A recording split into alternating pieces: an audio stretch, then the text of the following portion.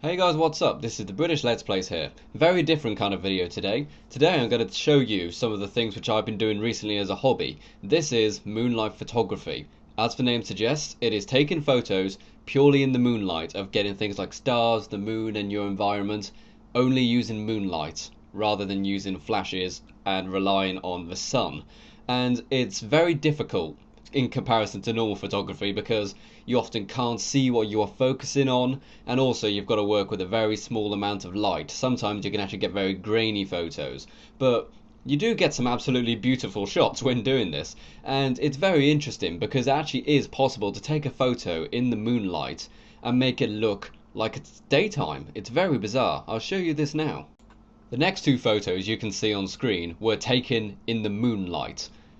That's how weird it is. It looks like daytime. This one's a bit grainy, I know, because that was one of my very first ones, but it was taken in the moonlight, and it's really interesting to give it a go. So if any of you guys are interested in photography, watch this video, and then I'll be able to show you some of the techniques I've learned in the last 2-3 weeks on how to do moonlight photography.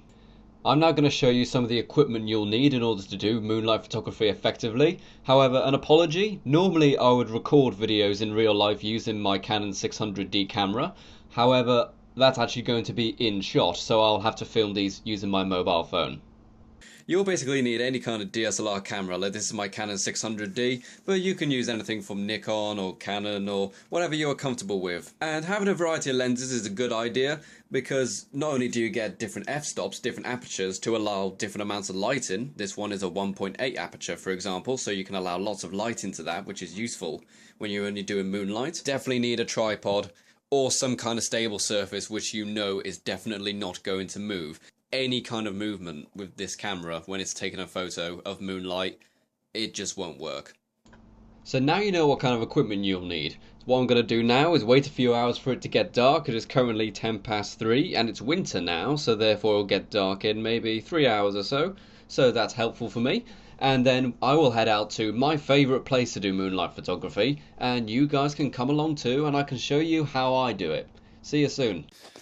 Okay guys, so I'm currently on my way to the place where I like to take nightlife moonlight photography. It's you can't actually see the stars right now, but I can assure you that they are there. I'm currently going to a field which is near where I live, maybe 5 minutes walk away. And you don't really want to be in a place where there's too much light around. Light pollution is a word you've got to remember. If you're near buildings, such as in a town or a village, it can affect the results you get. So try your hardest to pick a place which is maybe surrounded by trees or in a field, somewhere where excess light from nearby towns and villages can't get to you. Okay, so here we go. As you can see, there is a little path off the road going into these trees. Now, obviously, when you're going out to find a place, it's obviously important to make sure that you're allowed there and it's safe, because you will be working in the dark a lot and you don't want to be startled by someone who maybe owns that land, and you definitely don't want to injure yourself in the dark because you may have to go to a remote place. So getting injured in a remote place is not a very good idea. But as I've said, this place where I'm going right now, all of these trees and will actually cover all of the light polluted areas. So that makes it perfect for me. It means the least amount of light hitting my camera from human sources and only the moonlight. And here we've got this beautiful bridge here, which the train goes over, or used to go over decades ago. Ooh, echo! All is good, good. Yeah, quack. Okay guys, so here I am with my camera set up. We're currently pointing at the sky and all is good. We have actually got a lamppost in shot. I shall walk over to it so you can see the lamppost. So yeah, there we go. There is the lamppost. I don't even know if you can see it from there. Here we go. So you've got that there. So we're now going to head back to the camera. What we have to do, firstly, you want it on manual. You want to have everything on manual so you can control exactly what you want it to do. Now, we are going down to the bulb for this shot, which is your shutter speed. So we can adjust our shutter to have it open for very long periods of time, but we're going to the bulb. So when we hold down the button, it will take an exposure for as long as we say. And also, aperture, have it fully open, in this case 3.5 because I've got a zoom lens on. ISO, it's up to you really, but obviously the smaller the ISO, the better your shot will be.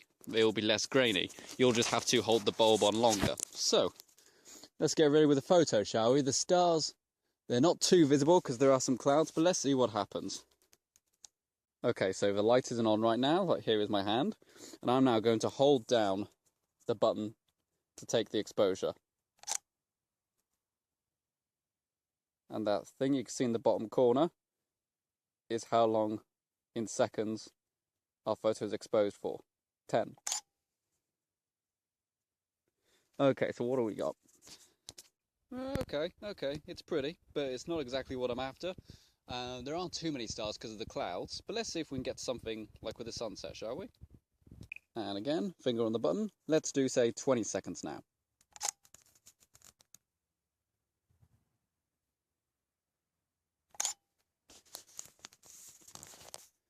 Alright, looks pretty, It's, have a proper look at it. It's definitely not bad. It looks nicer than the other one. But let's see what else we can do, shall we? This time, let's go 30 seconds.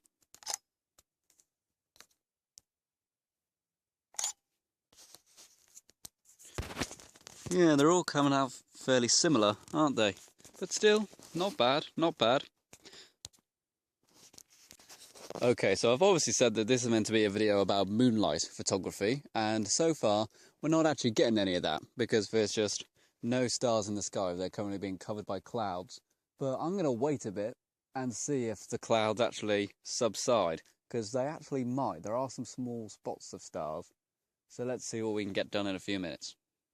Okay, so I've adjusted the position of the camera because there are some stars all the way up in the sky there, and I'm actually going to have it open for a very long time because there are some clouds blocking the stars, but let's see what we can get done. Okay, I'm going to give it, say, maybe 40 seconds for this one.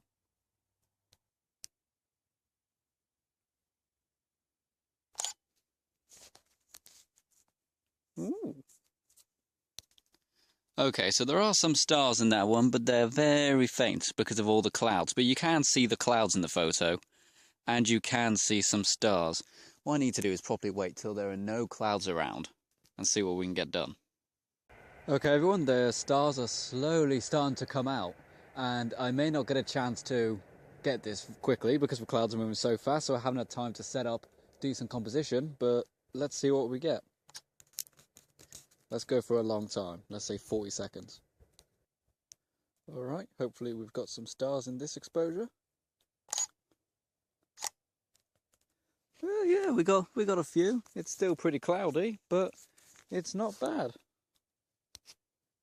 Okay, so because I am worried about these clouds coming over and getting rid of the stars quite quickly, I'm going to up my ISO, say 3200. That way I don't have to have my exposures for as long as time. Let's go for 20 seconds this time. Any second now. Ooh, that's a good one. I like that. Okay, since I'm so proud of this one, but I don't really like the grain on it, there is quite a bit of grain, I'm going to whack my ISO down to 200, and I'm going to have a very long exposure. Not too sure how long. I'll make that up as I go along. Let's go for 40 seconds, shall we?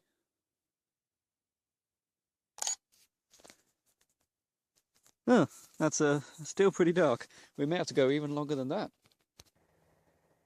Okay, so let's go for a minute, shall we? I normally don't do exposures this long because I normally change lens to a lower f-stop in this case, but let's see what we get. Again, not much. Still very dark. Okay, so I'm now heading home because it's looking like the clouds aren't going to be going anytime soon because they went away for about 5 minutes, 3 minutes, but then they came back and took over all the stars, and I thought I felt a blob of rain. So, 2 reasons why I should go, really. So, into the echoey bridge again. And that was me learning the basics on moonlight photography. As I've said, I am still learning this, so if you have any tips, please let me know. And if you're interested in trying it, show me what you've done. I'd love to see what you guys can do. So, see you around, British Let's Plays out. Peace.